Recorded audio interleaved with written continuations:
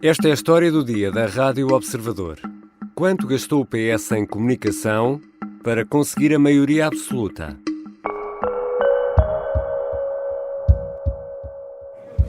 Em primeiro lugar, quanto à maioria? Bom, a maioria nasceu da vontade dos portugueses.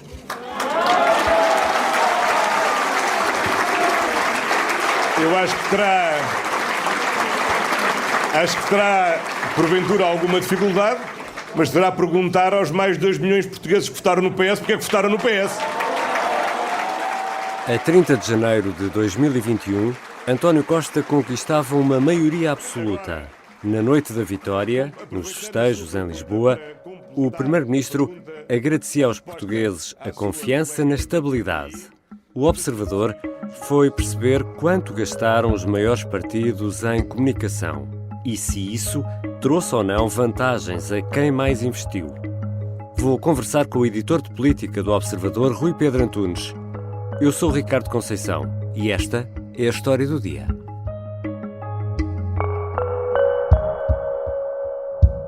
Bem-vindo, Rui Pedro. Olá, Ricardo. Rui, todos os partidos, ou pelo menos aqueles que têm assento parlamentar, têm departamentos ou consultores de comunicação, ou não? Sim, no tempo moderno é quase difícil haver quem não tenha. Talvez o PCP tenha aquele grupo de comunicação bem lá no seu aparelho, mas todos contratam serviços externos. Até porque não há política, nem é possível fazer política sem a comunicar, não é? Vous dépendez du pouvoir russe et que vous dépendez de M. Poutine. Parce que quelques mois après avoir dit cela, Madame Le Pen, vous avez contracté un prêt en 2015. Precisamente, aliás, os grandes ou os maiores sucessos eleitorais têm sempre por trás uma máquina de campanha altamente profissionalizada e uma estratégia de comunicação que tem que ser no mínimo profissional, porque é um dos aspectos fundamentais para se ganhar qualquer eleição, é ser eficaz na comunicação. Generations of Americans have responded with a simple creed that sums up the spirit of a people. Yes, we can. Yes, we can.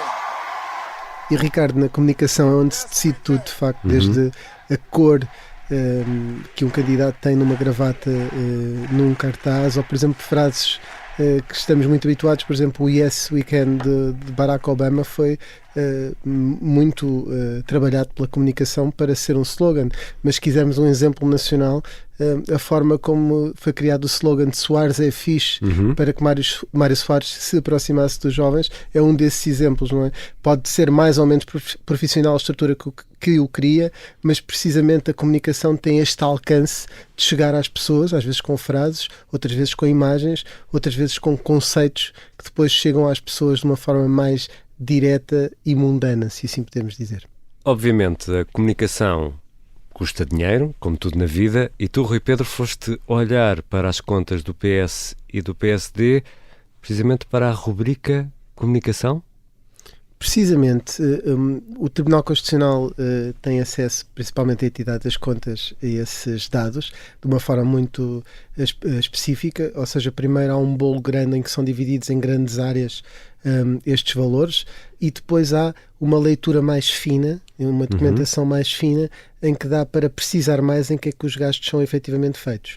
E foi para esses gastos que fomos olhar, porque o PS tinha um grande volume de gastos em agências de comunicação e em estudos de opinião, em contraste com os outros partidos que não se dedicavam tanto a isto. Então, vamos comparar estes dois.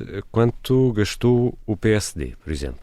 Olha, o PSD, Ricardo, nem sequer chegou aos 3 dígitos. O PSD gastou cerca de 88 mil euros em agências de comunicação, portanto, muito abaixo daquilo que acabou por ser o gasto do PS. Então, quanto é que foi o gasto do PS? Isso é fácil também de dizer. O gasto do PS foi 736.799 euros. Portanto, mais de 700 mil euros com esta rúbrica, dos quais, isto incluindo em estudos de apoio à comunicação apenas, dos quais 578 mil, portanto uma boa fatia disto, gastos diretamente com agências de comunicação. E é assim que está nas rúbricas que podemos consultar nesta documentação. Ou seja, são mais de 700 mil euros Só em comunicação, isso é muito mais do que aquilo que o PSD gastou. Sim, precisamente, e para dar aqui uma ordem de grandeza, é 8 vezes mais do que gastou o PST de Rui Rio em agências de comunicação, que perdeu, naturalmente, ficou em segundo lugar, e é também 4 vezes mais do que o António Costa minoritário, porque em 2019 este mesmo PS de António Costa gastou apenas, numa rubrica que era um bocadinho diferente, que era imagem da campanha, 187 mil euros com agências de comunicação para este efeito. Portanto, é um gasto 4 vezes maior até. Mas isso quer dizer que o PS é mais profissional do que o PSD na hora de comunicar? Sim, tem sido, com António Costa, de certeza que tem sido mais profissional nos momentos de comunicar do que, por exemplo, com o adversário que tem sido, que são as campanhas do PSD, neste caso em legislativas, contra Rui Rio. O PS tem uma estrutura muito mais profissional e isso obviamente custa dinheiro. Obviamente que o PS também tem essa tradição. Basta olharmos para José Sócrates ou ainda para o passado, para os primórdios, para António Guterres, houve sempre um caminho de comunicação. É óbvio que depois também o PST testou isso em alguns momentos da sua vida. Lembramos do Menino Guerreiro de Pedro Santana Lopes. Um homem também chora, menina morena, também deseja colo, palavras amenas. E na altura que estava na moda ir buscar grandes marqueteiros brasileiros, no caso do PS até tinha sido o Edson Ataíde, no caso do PSD foi outra empresa de comunicação brasileira, mas Passos Coelho também recorreu ao mercado brasileiro para conseguir, porque de facto é muito forte em matéria de comunicação e de facto ao longo dos tempos foi existindo esta profissionalização. O que é certo é que Rui Rio fugiu um bocadinho disso quase como marca d'água, como marca dele, ou seja, não queria muito seguir o que diziam as sondagens, os estudos de opinião. Eu gosto de estar junto do país real, junto dos problemas reais, junto dos resultados reais e não das sondagens que não sei o que é, que não sei o que mais. Passos Coelho pediu infinitamente muito mais sondagens do que Rui Rio. Queria saber mais o que os eleitores pensavam. Rui Rio queria passar a outra imagem, não queria gastar dinheiro nesse tipo de situações. Obviamente que tinha uma equipa de comunicação, mas era uma equipa muito, muito reduzida, com contratações externas muito específicas e muito limitadas, e nada como uma campanha muito pensada e com gastos muito avolumados nesta área. Já voltamos à conversa com o editor de política do Observador, Rui Pedro Antunes. Qual será, afinal, a consequência prática deste investimento em comunicação? E será que há mesmo um ganho no que toca a resultados? À primeira vista parece que sim.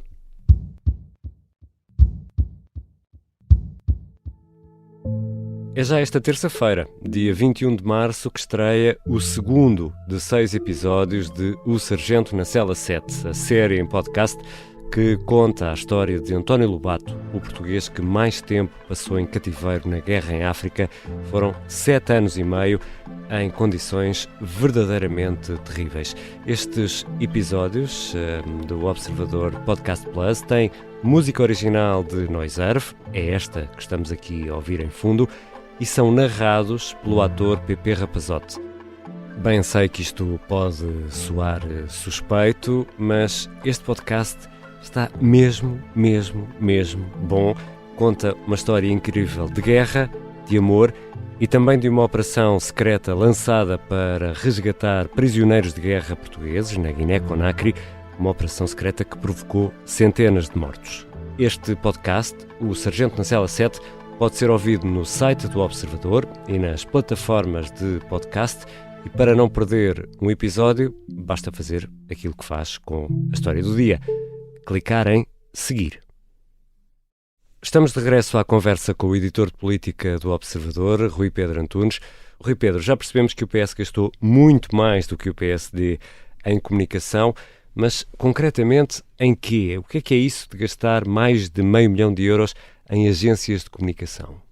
Olha, Ricardo, o que isto quer dizer é que o PS quis saber a cada altura o que pensavam os eleitores e os portugueses.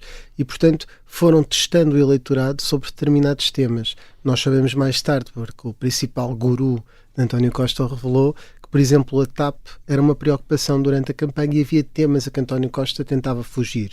O próprio tabu em torno da palavra maioria é algo que foi testado, porque os portugueses têm uma má relação com a maioria, embora quisessem estabilidade. Esta foi uma vitória da humildade, da confiança e pela estabilidade.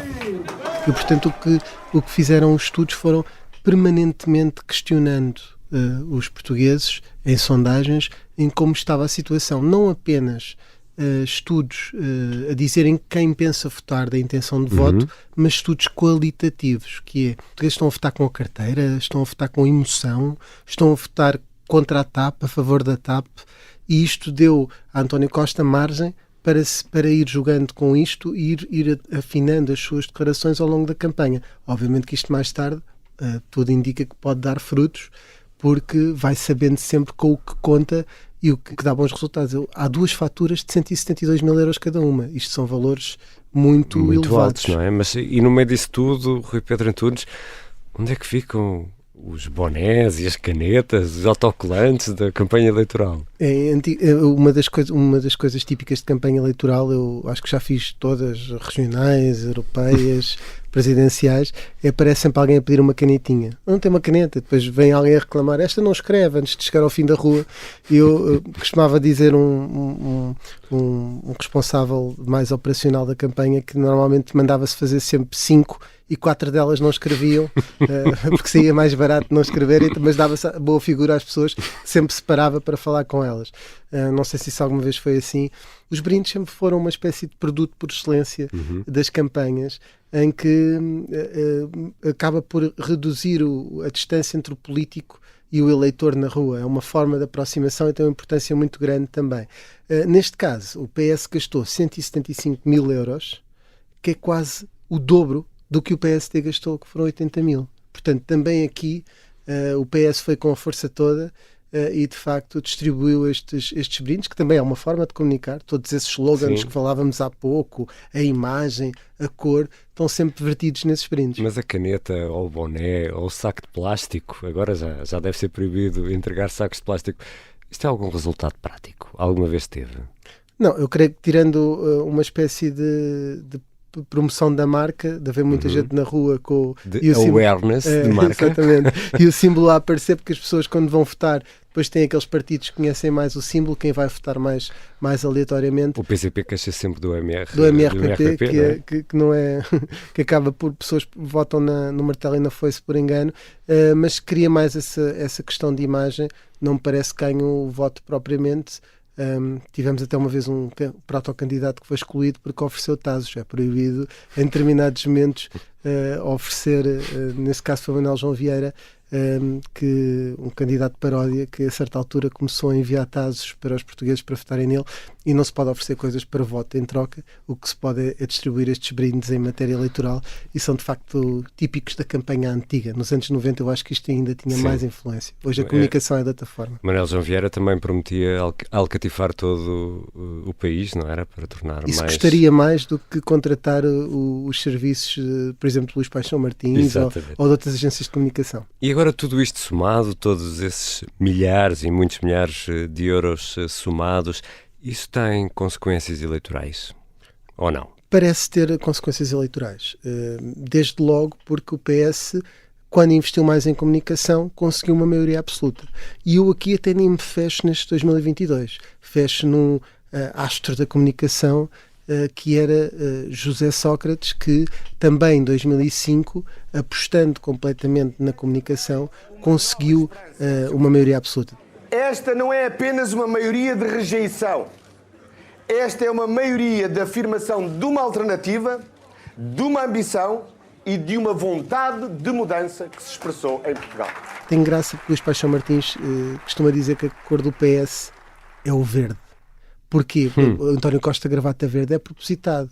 Como José Sócrates tinha um cartaz verde, que na altura o José Manuel Mestre até foi ver se os olhos eram verdes, o cartaz tinha sido alterado e eles abriram a fábrica para toda a gente ver. Porque o Partido da Rosa tem fundo vermelho. É verdade, é verdade. Portanto, o verde é quase para ir ao eleitor do PS do centro que não se identifica com o rosa PS ou com o vermelho PS do símbolo que mais antigo, que as pessoas mais identificam com o PS, e portanto nesse aspecto até tudo isto é pensado e mostra uma grande profissionalização, mas respondendo de uma forma resumida, parece que tem efeitos e obviamente quando se conhece a quem se está a vender um produto, é mais fácil vender esse produto, é uma regra básica. Então posso, Rui Pedro Antunes, fazer-te a pergunta, afinal, quanto custou em comunicação a maioria absoluta do PS?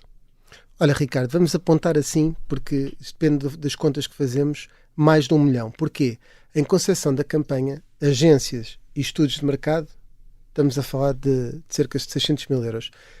Se juntarmos a isso propaganda, comunicação, imprensa e digital, e estes bolos são diferentes, são mais 490 mil. E já aqui estamos com 1 milhão e 40 mil euros. Mas quer dizer, se fôssemos por aí fora, são depois quase mais 400 mil euros em outdoors, são mais 400 mil euros em comícios e espetáculos, que são uma forma de comunicação direta. Portanto, facilmente passaríamos de 1 milhão para 2. O que diria que são de facto gastos muito elevados, e o PS foi o que mais gastou, e gastou mais, tirou frutos disso. E, portanto, costuma-se dizer que a democracia tem custos, mas neste caso, estes custos, quando são mais elevados, também trazem algumas vantagens, e neste caso o PS teve uma estrutura muito profissional e conseguiu a maioria absoluta. Obrigado, Rui Pedro. Obrigado, Ricardo. Rui Pedro Antunes é editor de política do Observador. Esta foi a história do dia. Ouvimos vários sons neste episódio. Por exemplo, Macron e Marine Le Pen num debate a 20 de abril, no ano passado, na TF1. Ouvimos ainda o discurso nas primárias democratas em janeiro de 2008 de Barack Obama, retirado do YouTube, e ainda um pedaço da Conquista do Paraíso de Vangelis. E claro, o Menino Guerreiro, na versão Santana Lopes, o original é de Gonzaguinha. Rui Rio, na noite eleitoral das autárquicas, 26 de setembro de 2021, da PSD-TV, e António Costa, na noite da conquista da maioria, a 30 de janeiro de 2021, som da Rádio Observador. Ouvimos também José Sócrates, a 20 de fevereiro de 2005, som da RTP. Este episódio contou com a colaboração do jornalista Mário Silva da Costa, sonoplastia de Artur Costa e a música do genérico é do João Ribeiro. Eu sou o Ricardo Conceição. Até amanhã.